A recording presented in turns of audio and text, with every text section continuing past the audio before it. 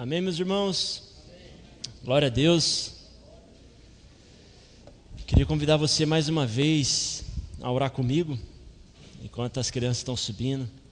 Esse é o momento, às vezes, que a maioria fica dispersa, para que o Senhor ministre aos nossos corações, amém? Curva a sua cabeça, feche os seus olhos. Senhor, nós te adoramos por quem o Senhor é, Pai.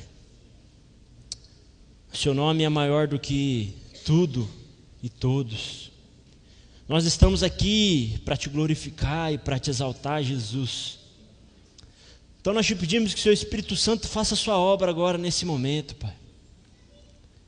Eu peço por mim, Senhor, que o Senhor livre-me de mim, Senhor, e me encha com o teu Espírito.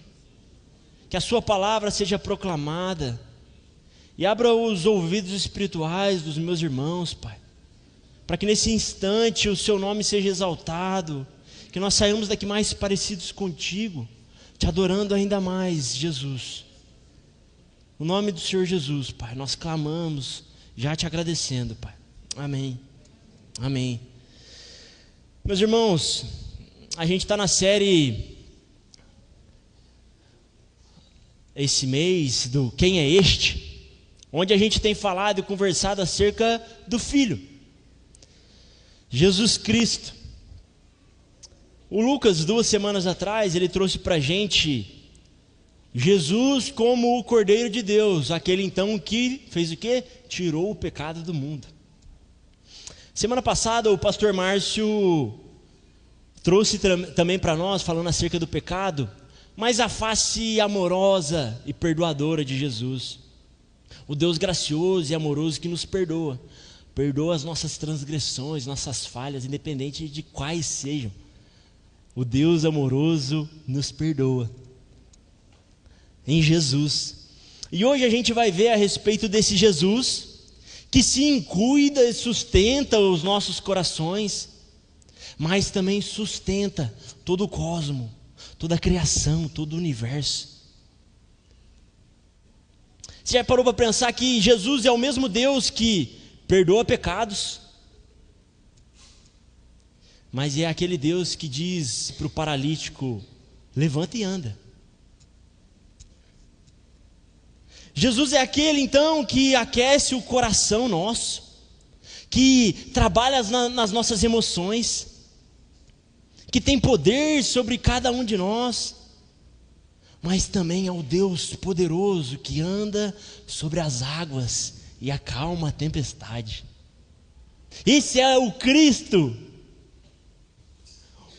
o Deus que andou sobre as águas, mas que depois abraçou cada um daqueles homens, que reconhecia a transgressão de cada um daquele que estava disposto a perdoar. Hoje a gente vai falar sobre esse Jesus, que é Senhor sobre tudo e sobre todos.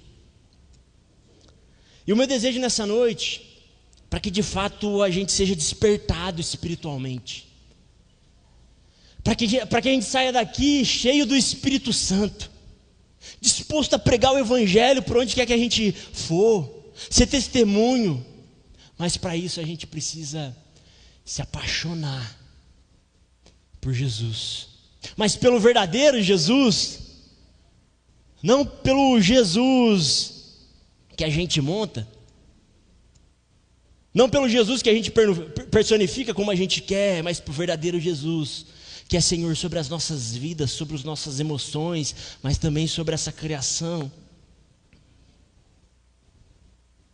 Mas para que então a gente saia daqui apaixonado por Jesus, despertados espiritualmente, avivados, a gente precisa saber quem é Jesus para nós. E eu começo já te perguntando, e responda no seu coração agora, na sua mente, quem Jesus é para você? Se alguém te perguntasse, responda agora em uma linha, o que Jesus é para você, o que Jesus representa, ou quem Ele é. O que você diria? Porque a sociedade, sistema caído, dizem muitas coisas a respeito de Jesus. Algumas religiões vão dizer que Jesus foi o homem de espírito mais elevado que andou entre nós. Outras religiões vão dizer que Jesus foi um homem maravilhoso e o maior dos profetas que pisou e andou nessa terra. Outras religiões vão dizer que Jesus é maravilhoso, tem poder, mas que ele não é igual ao Pai, ele é diferente em substância do Pai. Quem Jesus é para você? C.S. Lewis uma vez disse que só existem 3 conclusões que a gente pode tirar acerca de Jesus. Ou a gente acha que Jesus é um louco, lunático, que tudo o que ele falou era loucura. Ou a gente acha que Jesus era um mentiroso, que tudo o que ele falou era mentira, ele estava querendo enganar as pessoas. Ou a gente acredita que de fato Jesus é Deus, porque foi o que ele disse que ele era. Não tem como a gente acreditar que Jesus era apenas um profeta e não Deus. Senão a gente acreditaria que Jesus era um mentiroso, porque ele disse que ele era Deus. Não tem como a gente acreditar que Jesus era apenas um ser elevado, porque ele disse que era o Filho de Deus, grandioso sobre tudo e todos. E para isso, para que a gente saia daqui apaixonado sobre essa pessoa do verdadeiro Deus, o verdadeiro Jesus, eu gostaria que você abrisse a sua Bíblia em Colossenses 1.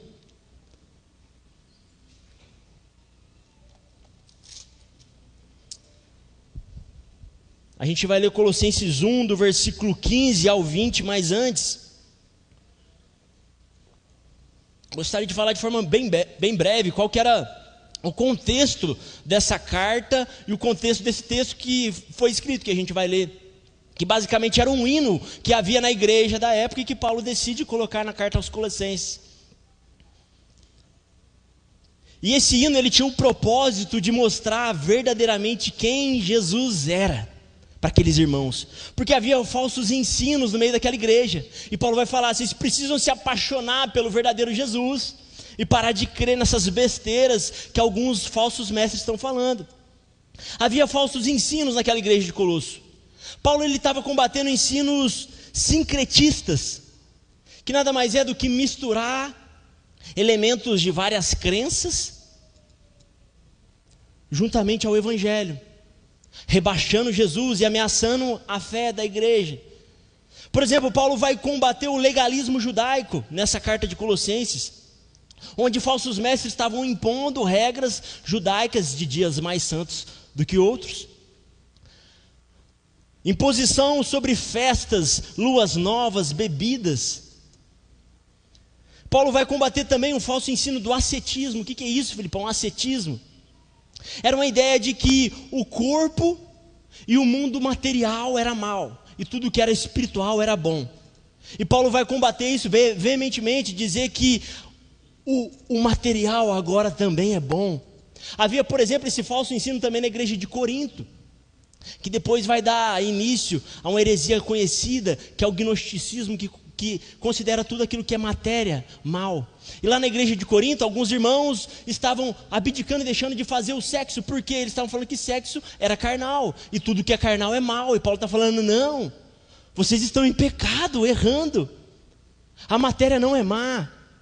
Mas havia um outro ensino também muito errado, que estava presente naquela igreja de Colosso. Era o misticismo exagerado, a ponto deles estarem adorando anjos, colocando anjos acima de Jesus. Haviam ensinos que colocavam seres espirituais como intermediadores entre aquelas pessoas e Deus, rebaixando Jesus.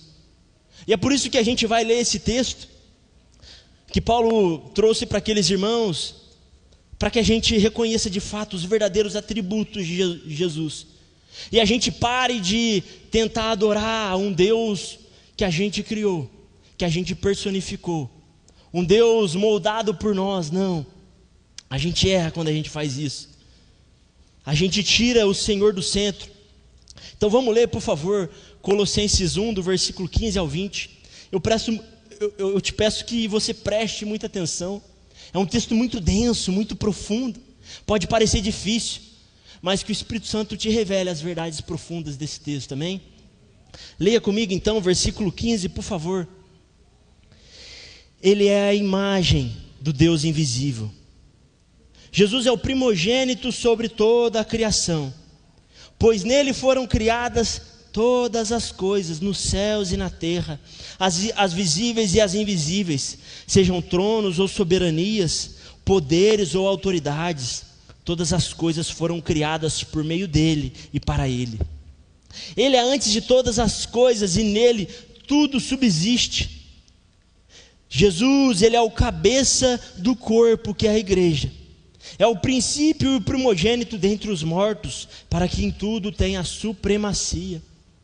Pois foi do agrado de Deus que nele habitasse toda a plenitude, e por meio dele reconciliasse consigo todas as coisas, tanto as que estão na terra quanto as que estão nos céus, estabelecendo a paz pelo seu sangue derramado na cruz. Amém? Que texto poderoso, meus irmãos, que o Espírito Santo realmente fale aos nossos corações. Então a primeira verdade que Paulo vai trazer para aquela igreja, e que hoje precisa ser uma verdade para nós nessa noite, é que Jesus é a imagem do Deus invisível. Existia um pensamento muito presente na cabeça do povo judeu, dos irmãos, enfim, do Antigo Testamento, que era: onde Deus pode ser visto? Será que Deus pode ser reconhecido verdadeiramente? E havia o falso ensino, então, nessa igreja de Colossos, onde eles buscavam conhecimento de Deus pelas coisas espiritualizadas, tentando se apegar a anjos, tentando se apegar em atitudes sincréticas. Mas o hino de Paulo aqui diz que Jesus, somente Jesus, é a perfeita imagem e expressão de Deus. Assim como o autor de Hebreus, lá em Hebreus 1:3, vai dizer: o Filho é o resplendor da glória de Deus. Jesus é a expressão exata do seu ser e sustenta todas as coisas pela sua poderosa palavra. A natureza, preste atenção, meus irmãos, a natureza e o caráter do próprio Deus foram perfeitamente revelados em Jesus, e em Jesus somente. Foi nele que o invisível, foi em Jesus que o inacessível se tornou visível. Nesse homem. Foi nesse homem que o Deus soberano, infinito em glória, pôde ser conhecido, visto e admirado. Então, se nós queremos saber mais de Deus, nós precisamos somente e exclusivamente desse homem. Nós precisamos saber tudo acerca de Jesus, e é por isso que a gente precisa ler, comer as Escrituras, para saber de fato quem Jesus é, porque um dia nós o veremos face a face, amém? Mas até lá o Espírito Santo nos ensinará tudo, o Espírito e a palavra. Mas o hino continua e diz que Jesus é o primogênito sobre toda a criação. E aqui a gente pode confundir algumas coisas importantes. Quando o texto diz primogênito sobre a criação, não quer dizer que Jesus foi o primeiro a ser criado. Preste muita atenção nisso, pode parecer difícil, mas você precisa entender. Primogênito aqui, ele tem um sentido de primazia. Em toda a Bíblia, primogênito tem um sentido de primazia, que significa ser o primeiro em ordem, ser o primeiro em importância, ser o primeiro em posição. Tanto é que no Antigo Testamento, filhos que nasceram primeiro, que era o primogênito, perderam o direito da primogenitura. Então quer dizer que Jesus, ele é supremo, o maior em importância e em posição sobre toda a criação. Uma verdade que a gente precisa ter convicção é: Jesus não foi criado. Jesus, ele foi gerado de forma eterna e da mesma substância do Pai. Porque, por exemplo, os testemunhas de Jeová, não desrespeitando ele de forma alguma, mas enfim, eles não acreditam que Jesus é o Deus Todo-Poderoso. Eles acreditam que Jesus foi criado por Deus como qualquer outra criatura.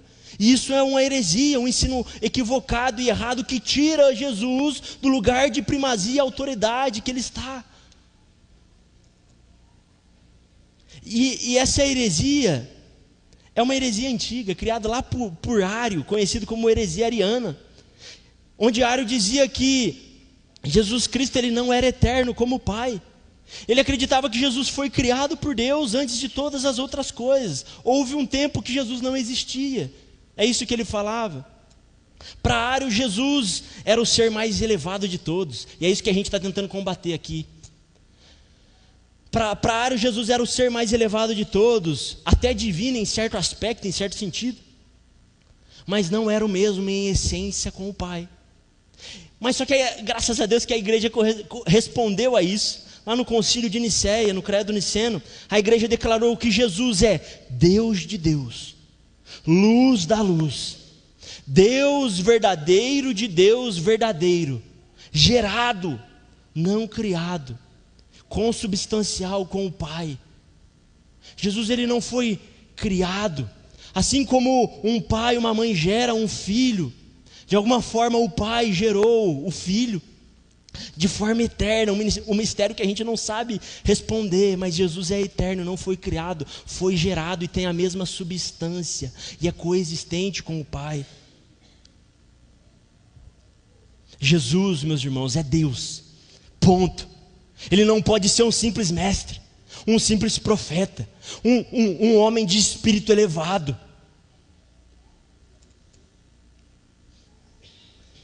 Jesus é Deus.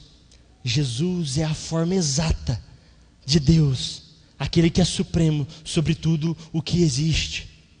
Mas o texto continua, versículo 16, leia comigo, por favor.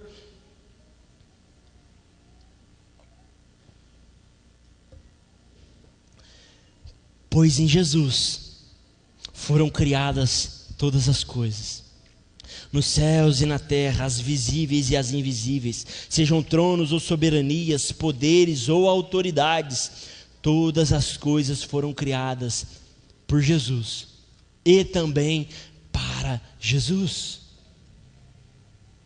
O papel de Cristo na criação é citado agora como a evidência de que Ele é de fato o primogênito sobre tudo, que Ele é o primeiro em ordem, que Ele é supremo sobre tudo e sobre todos. Toda a obra criativa de Deus se deu por meio de Jesus. Jesus como um arquiteto, como um engenheiro, aquele que arquitetou todo o cosmos, todo o universo. Jesus aquele que moldou os céus e a terra. Esse Jesus. Tudo que é possível ver foi criado por Ele, mas também tudo que não é possível ver foi criado por Ele. Tudo que é matéria e tudo que é espiritual, todos os poderes espirituais foram criados por Jesus. E é Jesus que detém a autoridade e primazia sobre a criação, sobre todo ser criado, até mesmo sobre os demônios. Jesus é infinitamente maior. O ponto de Paulo é claro aqui, ele está afirmando a supremacia de Cristo sobre tudo que existe. Não há nada maior, jamais haverá, nenhum anjo sequer, muito menos um demônio. Inclusive os seres espirituais, porque havia naquela igreja, lembra, o falso ensino sincretista de colocar anjos, coisas espiritualizadas para tirar o foco do Cristo.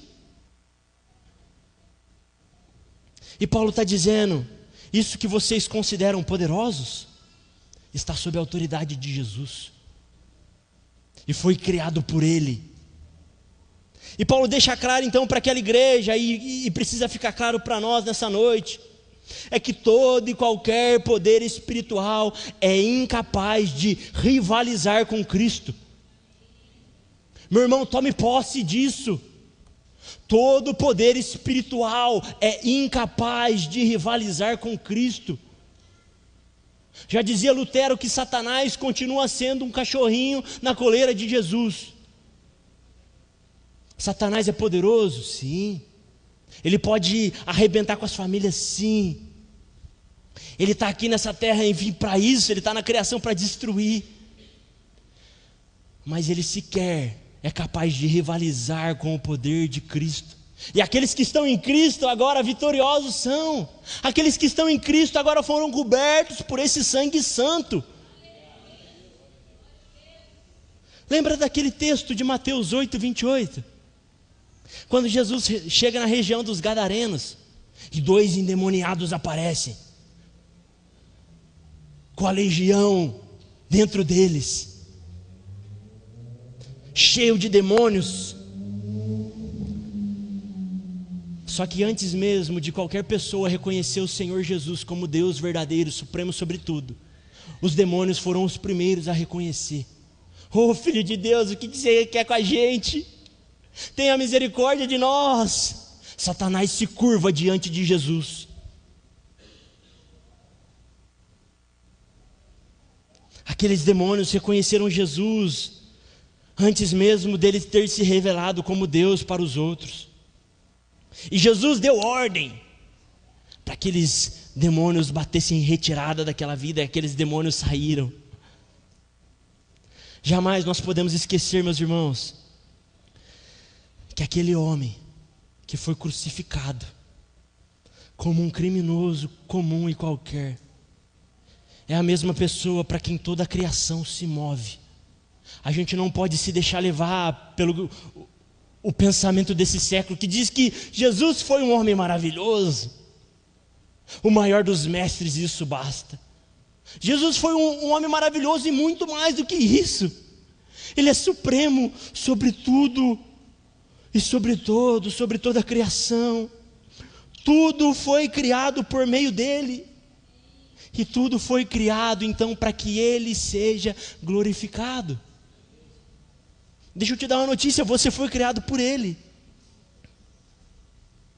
Você não encontrará prazer se você não entender essa verdade. Você não viverá uma vida alegre, pelo contrário, você viverá uma vida inútil, triste e insatisfeita, se você não entender que você foi criado por ele. Porque se você entende que existe um Deus que te criou, te moldou, a sua vida então agora só faz sentido se você retornar e virar e fazer com que ela glorifique quem te criou. Você foi criado por ele e a sua vida é para ele. Entenda isso e agora tudo começará a fazer sentido na tua vida. Tudo está debaixo do poder de Jesus e ninguém tem poder de rivalizar com ele de forma alguma. E o texto continua, por favor, leia comigo o versículo 17. Jesus é antes de todas as coisas e nele tudo subsiste. Jesus existia antes de todas as coisas. Jesus é eterno, está fora do tempo. Só que é ele que mantém tudo em harmonia. É nele que tudo subsiste. Em outra tradução vai dizer que é Jesus que mantém tudo em perfeito funcionamento, tudo em perfeita harmonia. Paulo afirma para aqueles irmãos de Colosso que o que mantém o universo coeso não é uma ideia mirabolante. O que mantém o universo coeso não é uma filosofia, uma virtude ou uma sabedoria, mas uma pessoa, o Cristo ressurreto. Os átomos não seriam perfeitos sem Jesus. Os planetas não permaneceriam em sua órbita. E é isso que a ciência vai chamar de ajuste fino. Você já ouviu falar no que a ciência chama de ajuste fino do universo? Ajuste fino nada mais é do que dizer que o universo é tão perfeito, tão encaixadinho, que se fosse um pouco mais ou um pouco menos, nada existiria, tudo entraria em colapso. Por exemplo, a força da gravidade. Se ela fosse um pouquinho mais fraca, as estrelas não se formariam, o Sol não se formaria, e se a gravidade fosse um pouquinho mais forte, o universo teria colapsado rapidamente. Existe algo na ciência que é chamado de força nuclear forte, e que se essa força fosse 2% maior, apenas o hidrogênio existiria, e se ela fosse 5% menor, não haveria elementos pesados como o carbono e oxigênio, não haveria vida. Percebe esse ajuste fino? E Paulo está deixando claro para a gente que quem promove esse ajuste fino de toda a criação é esse homem, Jesus, o Deus infinito em glória, mas que encarnou há 2000 anos lá em Nazaré, que nos revela a tua presença por meio do Espírito, mas que um dia voltará e olhará cada um face a face. É o Deus infinito em glória, soberano sobre tudo, mas é o Deus pessoal, que sabe o nome e a dor de cada um. É Jesus o responsável por manter o universo em harmonia. Por meio dele tudo subsiste. E aqueles cristãos de Colosso, eles estavam buscando encontrar sentido nas coisas criadas, por meio de outras ideias religiosas, filosóficas. E Paulo vai responder que tudo só faz sentido quando Cristo é colocado no centro. Você sabe disso? E por vezes a gente bate a cabeça quando a gente tira Cristo do centro. Aí a gente se arrepende e chora, minha vida está uma bagunça. E a gente escuta do pastor: meu irmão, coloca Jesus acima de tudo na tua vida, confia nele, entregue seu caminho ao Senhor e tudo mais Ele fará. Aí você lembra: opa, eu preciso colocar Jesus no centro da minha vida, porque eu estou lembrando que eu fui criado por Ele, minha vida só faz sentido se agora eu viver para Ele. E aí você começa a colocar Jesus no centro e as coisas vão se encaixando, ainda que esteja faltando dinheiro, ainda que você seja acometido por aquela doença. Você sabe que isso não te define. Você sabe que a eternidade te espera juntamente com esse homem. Tudo só faz sentido quando Cristo é colocado no centro, desde o cosmo e o universo criado, mas também nas nossas emoções, afeições, pensamentos. Tudo só faz sentido quando Cristo é colocado no centro. E se Cristo é poderoso para sustentar o universo, quem dirá as suas emoções? Se Cristo é poderoso e infinito para sustentar o planeta, quem dirá o seu coração? Confia nele, entregue de fato todas as suas dores a Ele. É Ele que tem o poder de colocar tudo em harmonia. Se Jesus é o responsável pelo ajuste fino do universo, quem dirá da sua vida, meu irmão? Acalme. Lembra, Ele acalma a tempestade. O que é a sua vida para Ele acalmar? Confia, descansa. Não existe vida em harmonia longe de Jesus, jamais. Mas Paulo continua, versículo 18, por favor, leia comigo.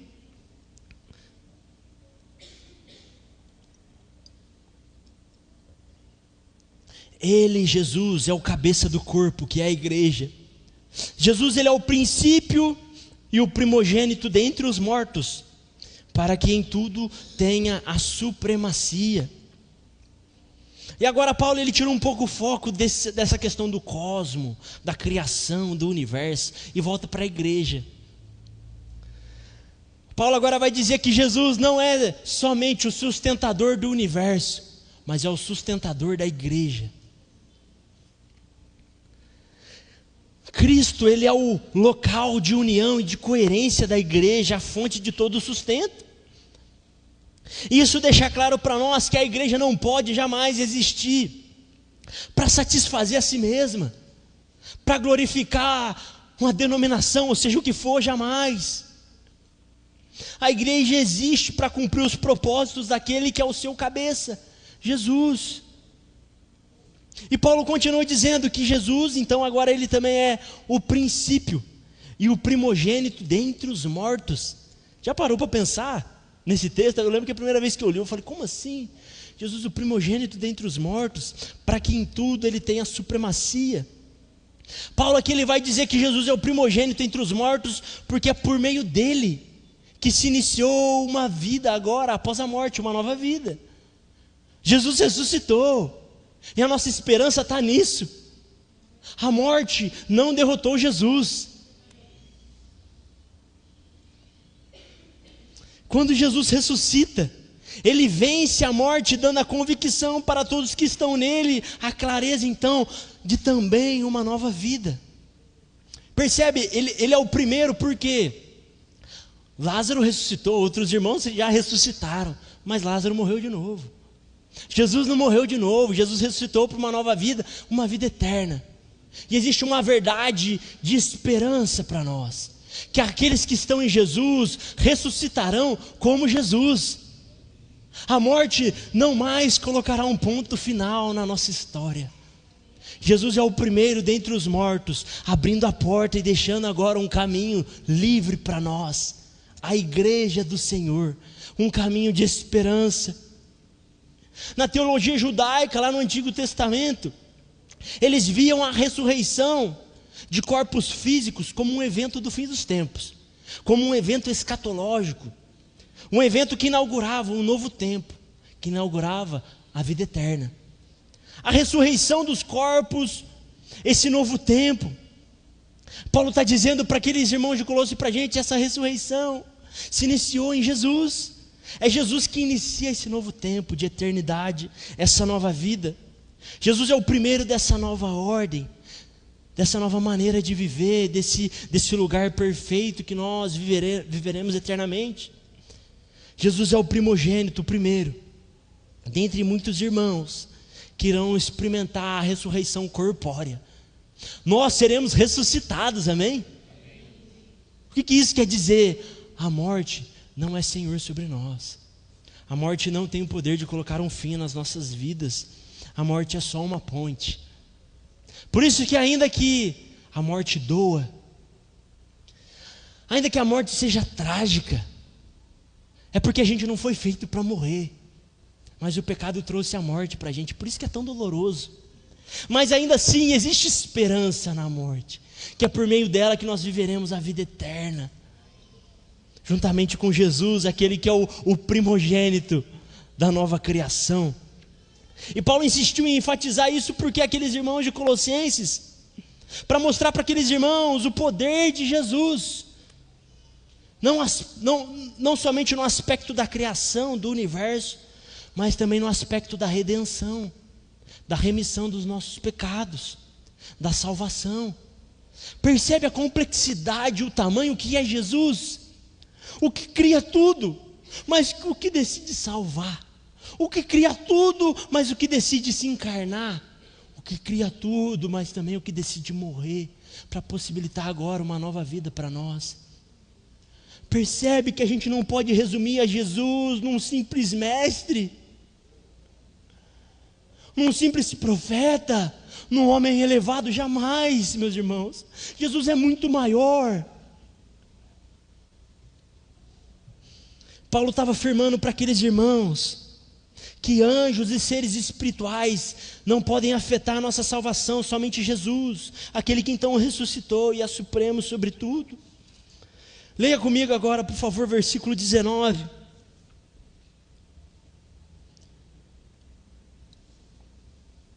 Pois foi do agrado de Deus que nele habitasse toda a plenitude.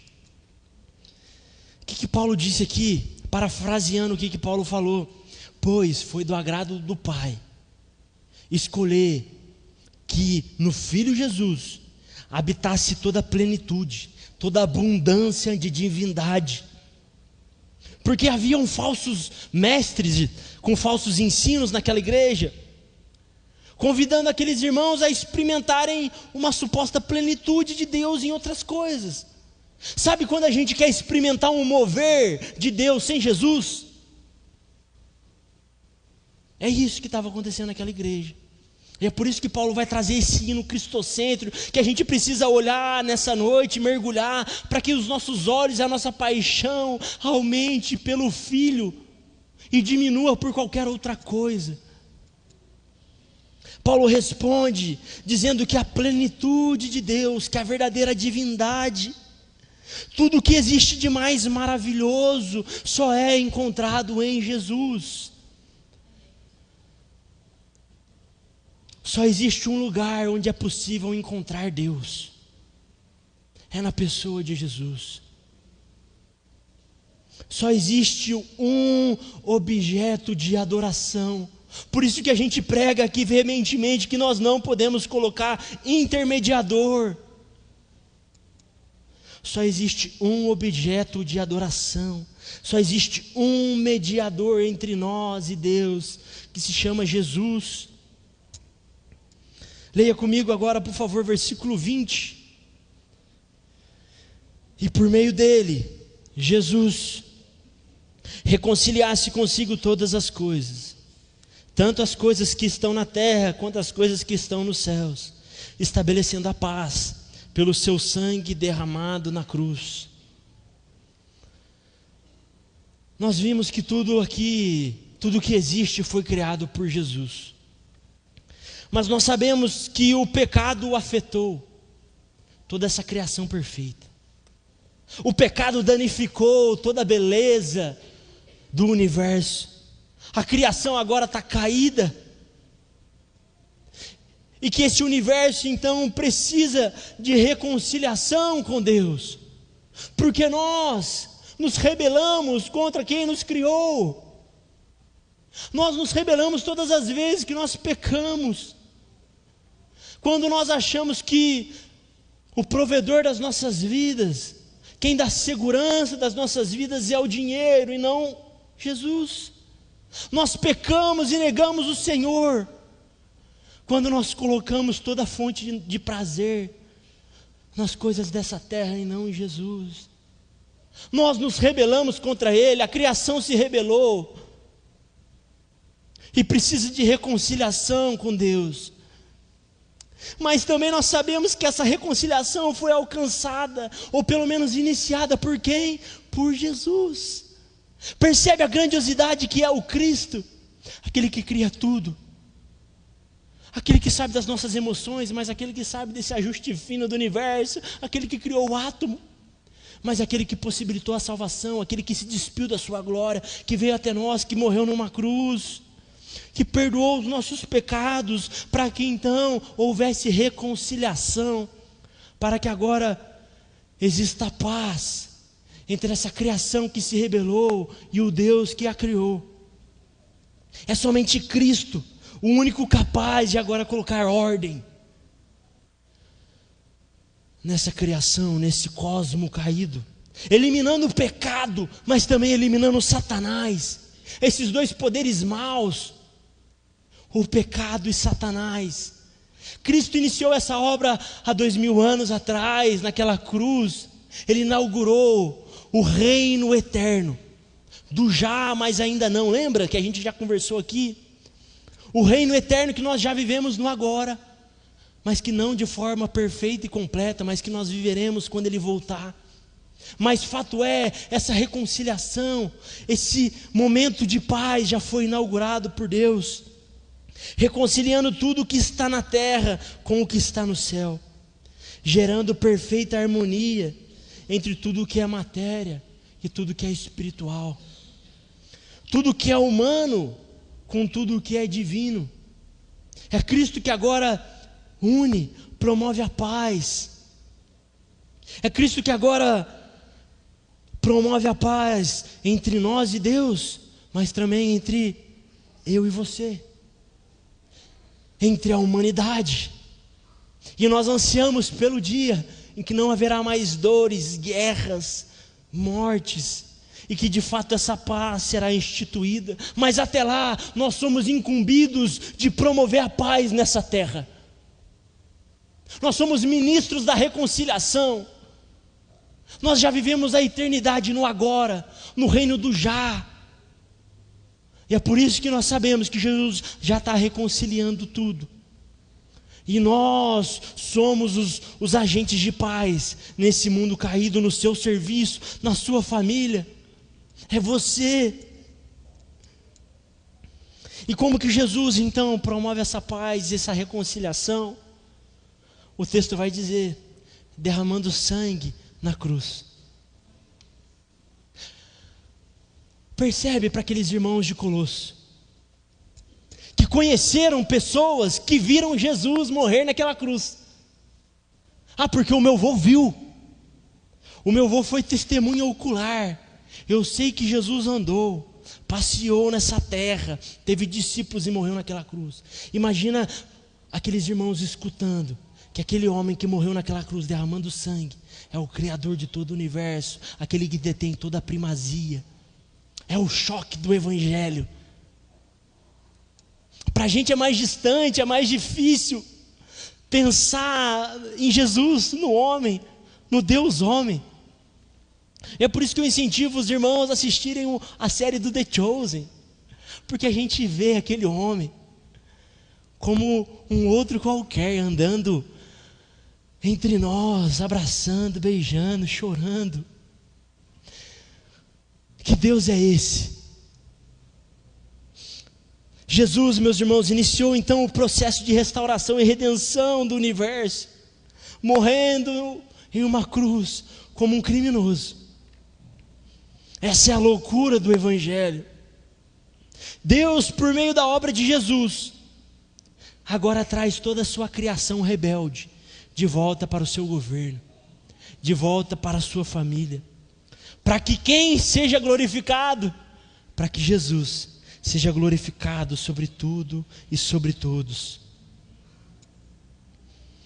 Lá em Filipenses 2:10 vai dizer que ao nome de Jesus todo joelho se dobre, nos céus e na terra e debaixo da terra, e toda língua um dia declare que Jesus Cristo é o Senhor, para a glória de Deus Pai e para todo sempre. E aí, agora eu volto naquela pergunta inicial: quem Jesus é para você? Será que Jesus é tudo isso que foi exposto nesse texto de Colossenses? Ou será que até hoje você fragmentou Jesus para aquilo que você acha, para os seus prazeres? O Filipão, Jesus é o Deus de amor, cara. Jesus, Ele é o Deus da graça barata, que independente da forma como eu vivo, da forma como eu peco, Ele vai me perdoar. Não, Jesus, eu pego tudo aquilo que Ele ensinou, essa sabedoria dEle, é o que eu preciso, é isso que eu preciso, eu pego só isso. Quem Jesus é para você? O que você aprendeu até hoje sobre Jesus? Ou talvez uma pergunta ainda mais dolorida a ser feita: para que você usou Jesus até hoje? Será que Jesus até hoje foi um ídolo para você? Um meio de você conseguir paz na semana? Eu vou no culto não para adorar o Cristo, eu vou no culto para que por meio do Cristo eu tenha paz na semana, eu tenho um serviço abençoado.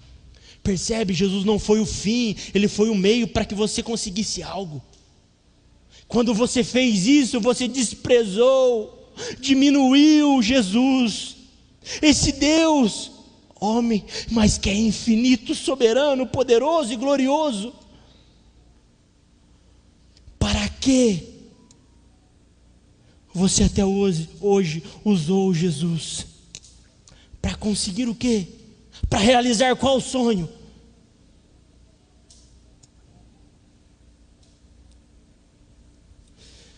Não se esqueça, meu irmão, você foi criado para Ele. Não foi para ter uma semana de paz no trabalho. Isso é consequência de uma vida com Cristo, tendo Ele como alvo. Você foi criado para Ele, para se satisfazer nele, não nas coisas criadas. Enquanto você procurar se satisfazer nas coisas criadas, você não encontrará prazer, contentamento e satisfação nessa vida.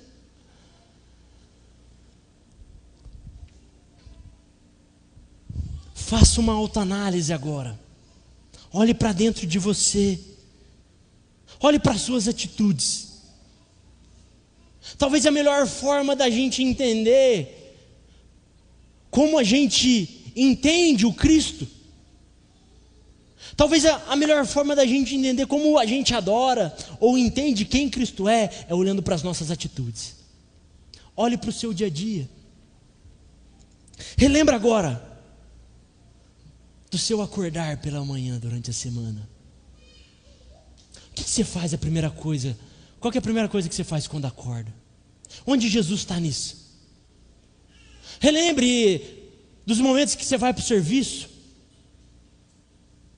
as coisas que você faz, onde Cristo está nisso?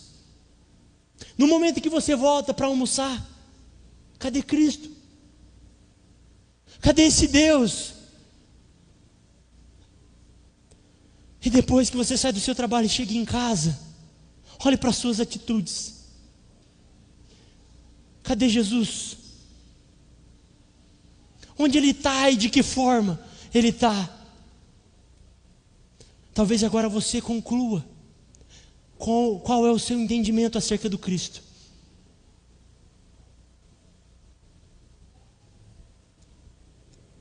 Seja sincero com você mesmo.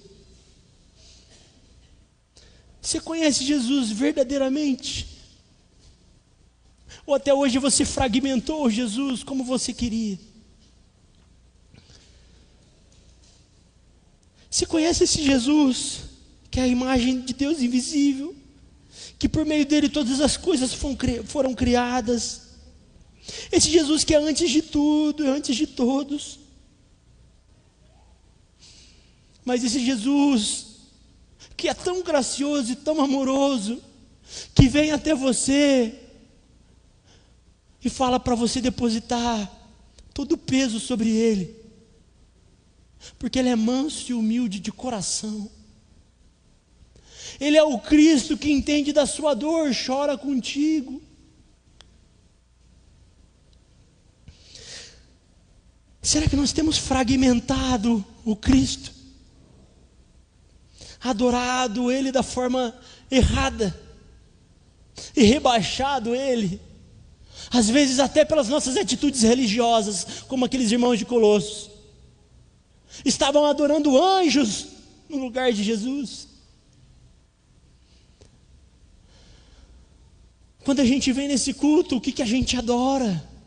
O que a gente quer? Seja sincero consigo mesmo. Quando você abre a Bíblia, o que você quer? Nós precisamos do verdadeiro Cristo em nossas vidas, porque só Ele é capaz de sustentar esse mundo, mas não só esse mundo, também o seu coração. Gostaria de chamar o louvor para a gente orar e encerrar. Nós precisamos de uma coisa somente, é da boa nova do Evangelho, que diz, como uma boa notícia, que esse Deus maravilhoso que a gente aprendeu hoje, veio até nós disposto a nos perdoar e nos chamar para perto, para nos justificar, nos salvar e derramar perdão e graça sobre as nossas vidas. Nós só precisamos dele, de mais nada, porque tudo acabará. Nunca se esqueça, é Cristo que sustenta todas as coisas, tudo que foi criado, mas é somente Ele também que é capaz e que quer sustentar o seu coração, as suas emoções. Se coloque de pé no seu lugar, por favor.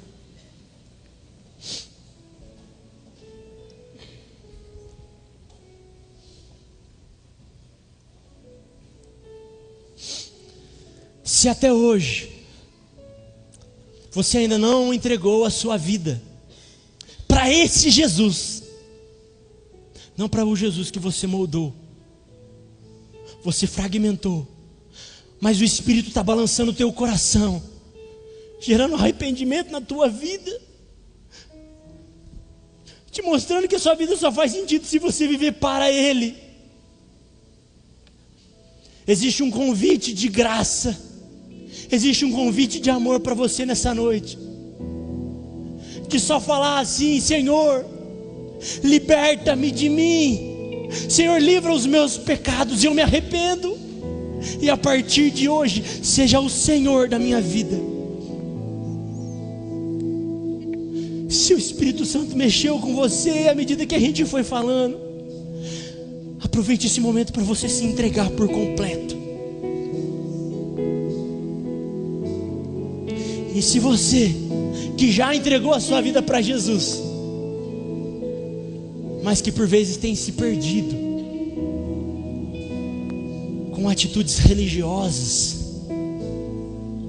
você que tem se esquecido daquele Jesus que te encantou naquele primeiro amor, que brilhou os seus olhos, que te fez chorar, que fez você abandonar aqueles pecados, mas hoje você tem gastado o seu tempo atrás de dinheiro, de status, fama, poder. Esse é um momento de arrependimento também, de entrega, reconhecendo esse Jesus que nós falamos e que o Espírito ministrou ao nosso coração. Esse Jesus que é maior do que tudo e todos. Esse Jesus que nos criou para Ele e para nenhuma outra coisa. Se entregue agora. Feche os seus olhos e comece a orar. Comece a colocar para fora o seu coração todo esse sentimento que você está, tudo aquilo que o Espírito Santo ministrou no teu coração por meio da palavra de Jesus. Senhor, nós queremos nos arrepender, Pai.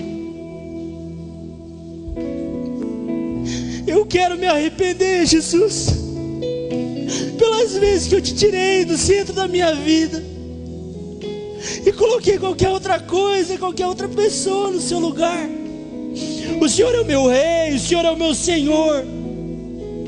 Eu quero viver de forma completa, de forma intensa para Ti. Que haja arrependimento agora em nossos corações, Senhor. Que haja entrega. Traga agora na nossa memória os pecados. Traga agora na nossa memória todas as vezes que a gente te tirou do trono, que a gente te rebaixou, colocando todos os prazeres dessa terra acima do Senhor. Que nesse instante nós te desejemos mais do que tudo, e nós te pedimos, Senhor, faça uma obra completa em nossas vidas. Faça uma obra de transformação na vida de todos nós nessa noite. Se tem pessoas aqui, Jesus, que estavam andando perdidas, procurando sentido em todas as outras coisas, mas foi impactada pela verdade do Evangelho que se chama Jesus Cristo, que o Seu Espírito Santo transforme essa vida por completo, e que hoje seja o início de uma nova vida, o início de um novo momento. Aviva os nossos corações, porque nós estamos olhando para o Ser mais belo. Aviva os nossos corações,